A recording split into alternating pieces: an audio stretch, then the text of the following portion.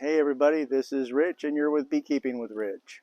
Uh, New beekeepers need to go into their hives fairly often so they can get the feel of it. After that, you should only go into your hives when you have a reason to go into your hives. This is February the 5th, which in South Florida is 3 weeks into our beekeeping spring. I need to go into these hives and check to see whether or not they're starting to get crowded and whether or not I need to add a super to either one of these two hives. I suspect I'm going to need to add a super to at least one of them. It's also time to take the uh, robbing screens off the front because there's so much nectar and pollen coming in that they're not really going after the sugar water that's in their feeders on the top, which is a good indication that they would rather be eating the fresh food rather than the stuff that I prepare for them here. Very insulting to me as a cook, but it is what it is. So I'm just going to get started with doing these things.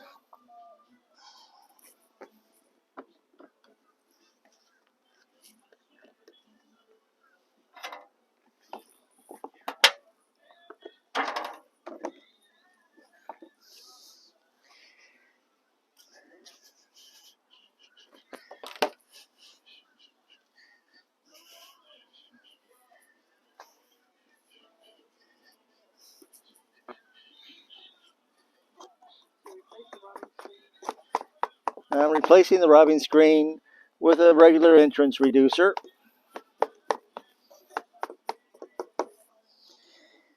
Because I still don't trust them around here.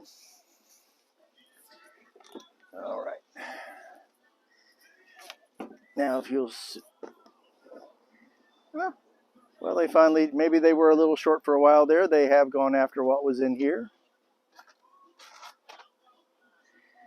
So, okay. At least that's clean. Excuse me, girls. There we go. Okay. Time to take the screen off. And of course, it's always a question of where did you put down the tool? Oh well, actually I'm not going to bother with taking this side off at the moment. I suspect what I need to see, I'll see from this side.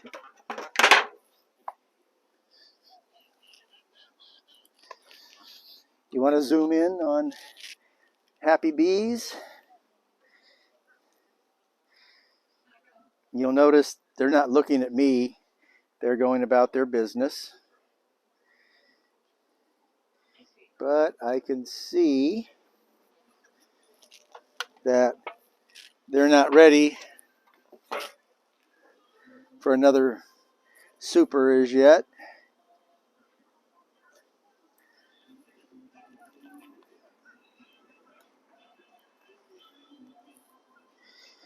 Because they're not actively working on the empty frames that I put in here. Well, they are working. The next frame over was also an empty frame. You can see they're beginning the bearding work here. That is the arches of bees here. They're starting to construct some comb here. Yeah, and they're starting to construct a piece of comb at a right angle on the next frame.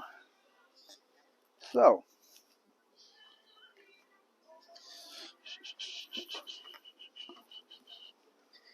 let's see.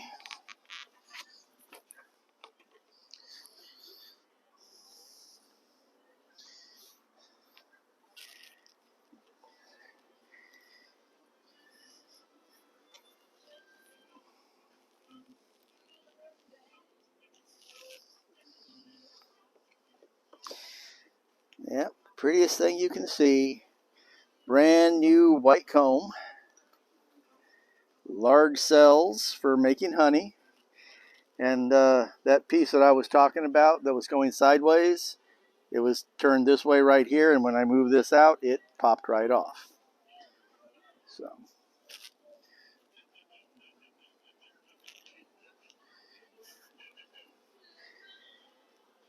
I don't know whose bright idea that was, but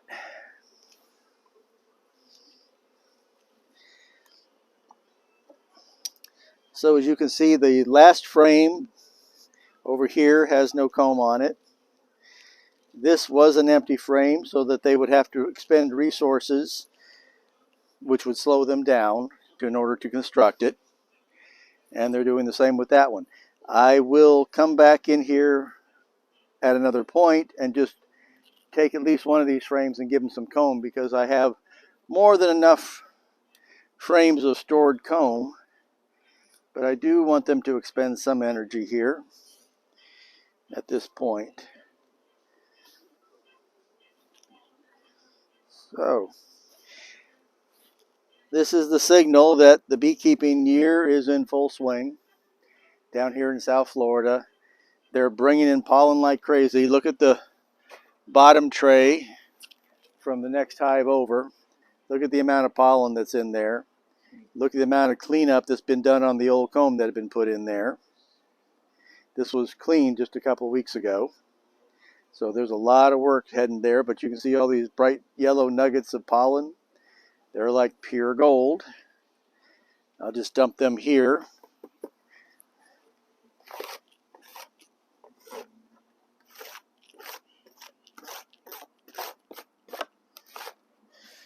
And I'm not putting those trays back in right at the moment because they don't need the temperature control. All right, we're in good shape there. The girls aren't even on the edges. They're going about their business like I wasn't even here, which is what you like to see. But since I do push two together, I do have to kind of get the girls out from here because I don't want to sandwich my bees.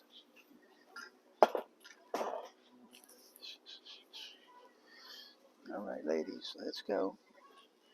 There we go. All right. Excuse me, dear.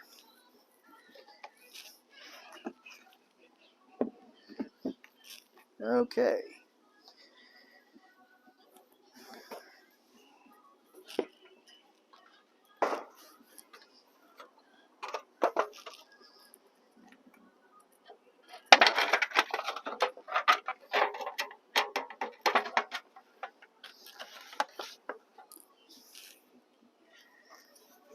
It's South Florida. Everybody needs an awning.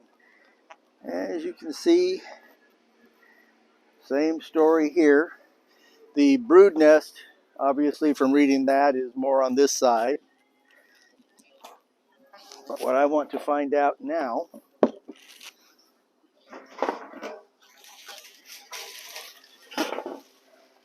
is where we stand on these two supers.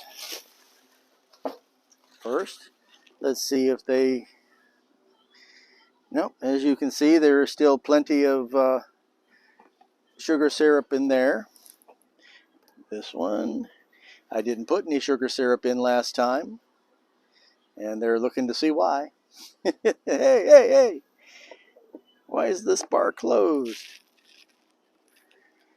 Okay. You'll excuse me a second. I believe what I'm going to find underneath here is need for another super.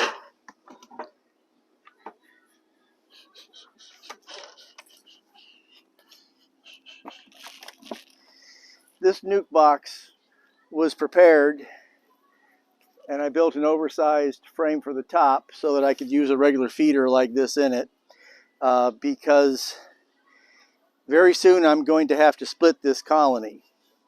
But I just got word yesterday from my queen breeder that I won't be able to pick up any bees until probably March 1st. So since I don't want to do the split this early, since 3 days from now we will have another cold front through here and such, that's why I want to give them an extra super, because I don't want them to swarm in the meantime. But I do need to, well, I don't want them to swarm. That's the whole point here. So I got to give them a little extra room so that you know, they will stay happy until I'm ready to split them when I have a new queen.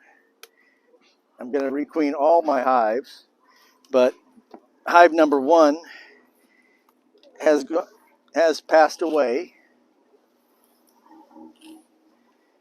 and so I need to do a split for hive number 1 and put a new queen in.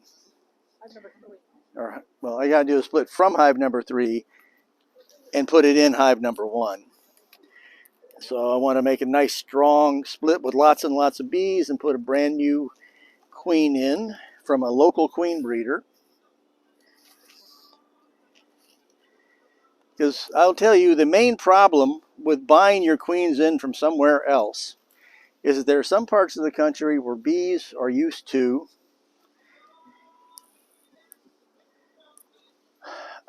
having only a spring flow and not a fall flow.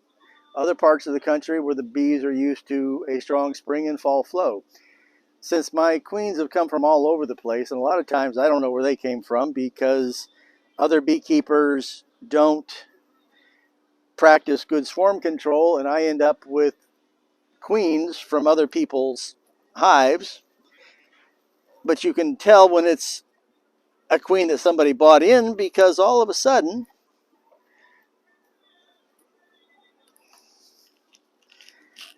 you'll have a queen that absolutely can't make use of our fall flow. They don't use it at all, whereas the queen in the hive next door is going nuts. Or the queen, the workers in the hive next door will be going nuts, packing away that fall nectar. And the next one over, it's like, we're done for the year. So you always want to try to get your queens locally so that they're adapted to whatever your precise flow schedule is.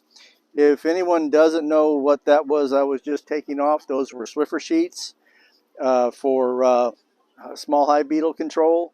The beetles have thorns on their legs and they get caught up in them. So, hello ladies. My goodness, you are lovely girls. But let's see where we stand.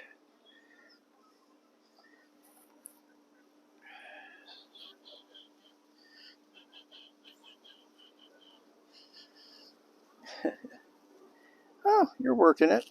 You're working it. These were some slices of comb I had to take off when I transferred this from a deep to a medium. And so I just stuck these slices off the bottoms into this frame. They've got it nicely attached at this point.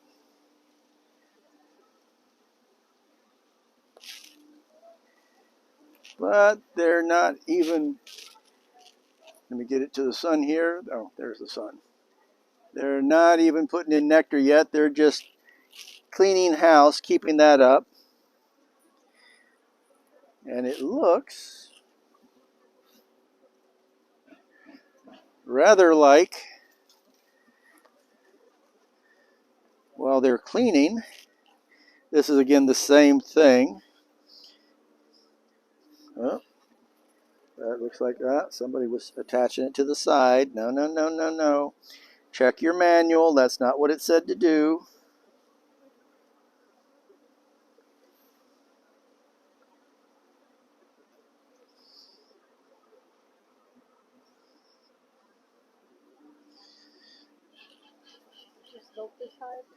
I have not puffed this hive at all except from underneath before I started. Okay. Most of the time, instead of smoking the hive, you can smoke the beekeeper.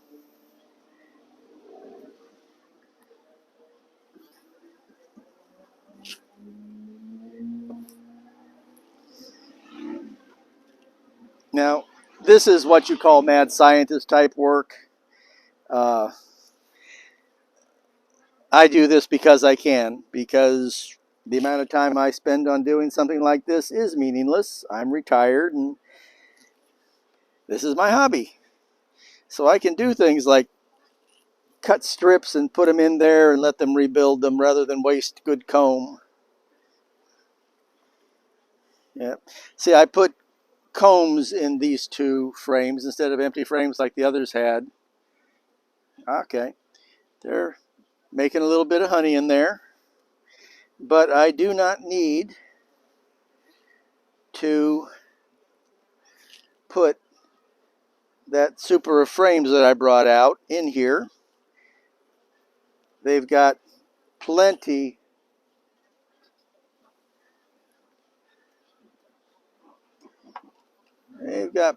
of comb to keep them busy for the next 2 weeks.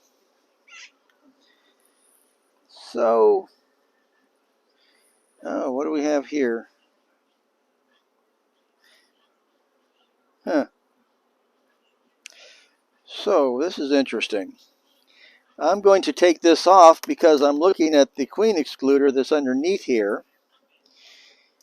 And that queen excluder has a whole bunch of dead drones stuck in it, which means that there were drones. Somebody came up here and laid some drone, and let's just put it right here. They couldn't escape.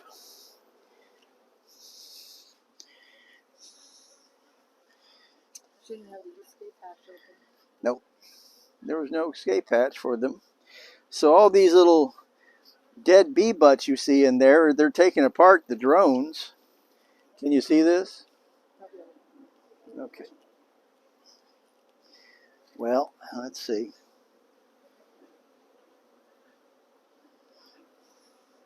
Well, what we have is a whole bunch of drones that, being unable to escape, live their lives being fed, but not going anywhere. They were stuck in the excluder. So, can you kind of see this area over here where there's no real movement? So I think I will go ahead and take the queen excluders off of here. And if you wonder why I'm doing that, I don't know why. There was a cluster of bees there, and I don't like things I don't understand. I'm getting stung. You're getting stung. Okay. Oh, smoke you again. Yes, dear. Well, my wife's getting stung, so we will close this video out now. What I came out here for was to see whether or not I need to put that other super on. I don't, but something was going on that I wasn't prepared for, which was that there were drone in that upper super. So I'm taking them off. Then I will button everything up and go away. So I'll say goodbye now and let her run away. This is Beekeeping with Rich. Have a great evening.